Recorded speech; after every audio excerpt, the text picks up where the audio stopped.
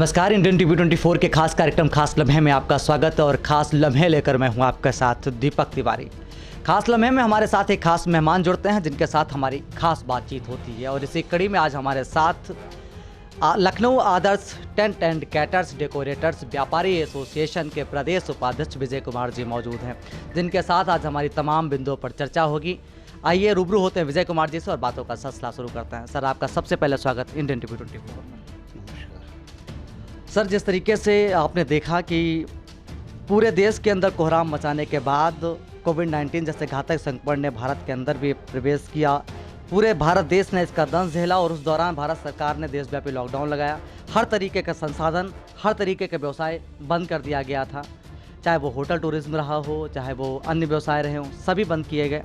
धीरे धीरे करके जब स्थिति नियंत्रण में आई तो सर अनलॉकिंग प्रक्रिया भी शुरू हो गई है। ऐसे में संसाधन और व्यवसाय शुरू भी कर दिए गए हैं। लेकिन एक दर्द जो उभर करके आता है उसकी बात कर रहा हूँ। तमाम संसाधनों के बीच में अभी तक अगर वेडिंग इंडस्ट्रीज़ की बात करें तो सरकार के द्वारा इसको लेकर के अभी कोई भी ठोस कदम नहीं बढ़ाया जा रहा है।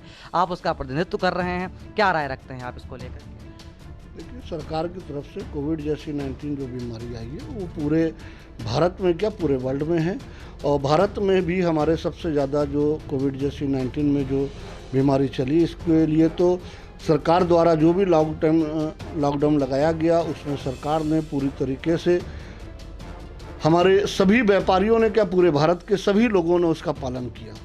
आज जब पूरे भारत में सरकार द्वारा सभी प्रकार के कारोबारों को चालू कर दिया गया, हम लोग चाहे उसके व्यापार के बारे में करें, चाहे रेलवे को जोड़ लीजिए तो रेलवे में भी हमारे प्रतिदिन रेल चालू हो गया, हवाई सफ़र भी चालू हो गया, सारे बाज़ार चालू हो गए, सभी प्रकार के मॉल भी चालू हो गए, सारे ऑफिस वगैरह भी सरकारी डिपार्टमेंट जितने थे सभी चालू हो गए। आज केवल अगर जो देखा जाए तो होटल इंडस्ट्रीज को अभी दिल्ली में जैसे बंद कर रखा है, यूपी में चालू कर दिया है, लेकिन दिल्ली में बंद कर रखा है।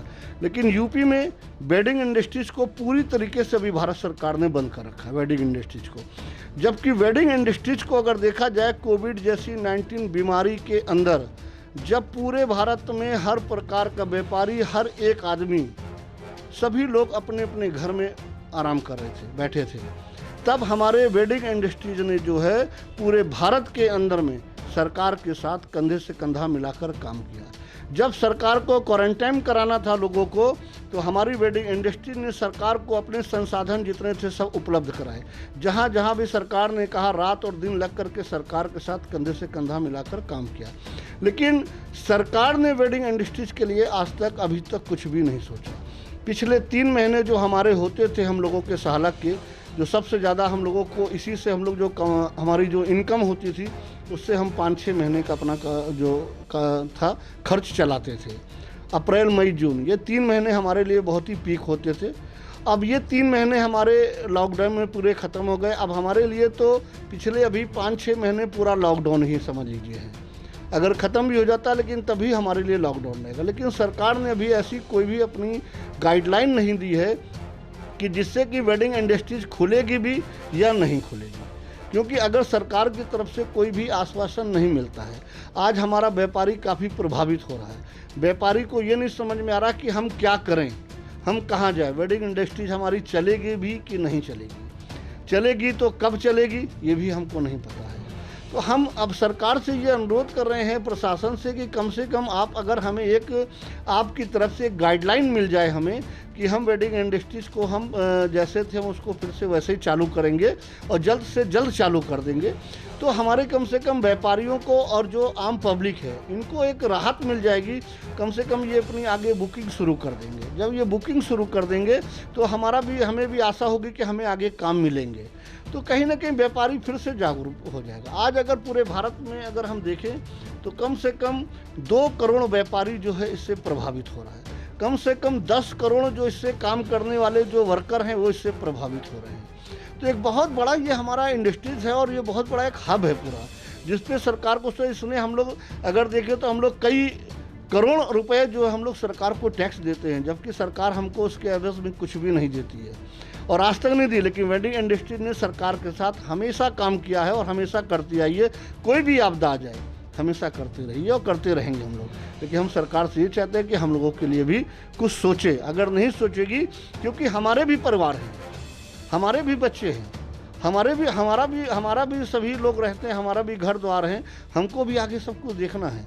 जैसे सभी व्यापारियों का कारोबार चालू कर दिया सरकार ने, सभी के परिवार थे, आज हमारा भी परिवार है, हमारे भी बच्चे स्कूल जाते हैं, हमको भी उनकी फीस देनी है, उनके खर्च है, हमें भी देखना, अपने परिवार के खर्च हमें देखना है, हमको अपने ऑफिस के खर्च देखना है, ऑफिस का भी हमें किराया देना है, हमको बिजली का भी देना है, हमको गोडाउन के भी अपने किराया देना है।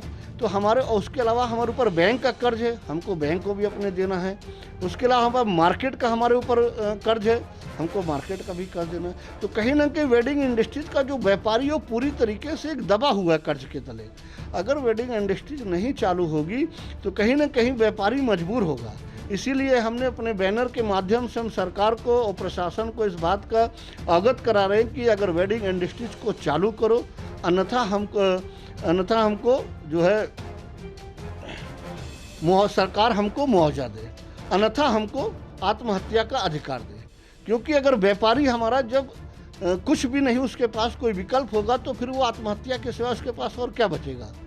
क्योंकि जो व्यापारी प्रतिदिन एक जो 4-6 आदमी को, 10 आदमी को जो आदमी काम देता हो, रोज़गार देता हो, आज उसी के पास अगर रोज़गार नहीं रहेगा, उसी को अपने परिवार को चलाने के लिए, परिवार को पालने के लिए उसी के पास तमाम उसको लाले पड़ रहे हैं, तो उसके पास क्या बचेगा।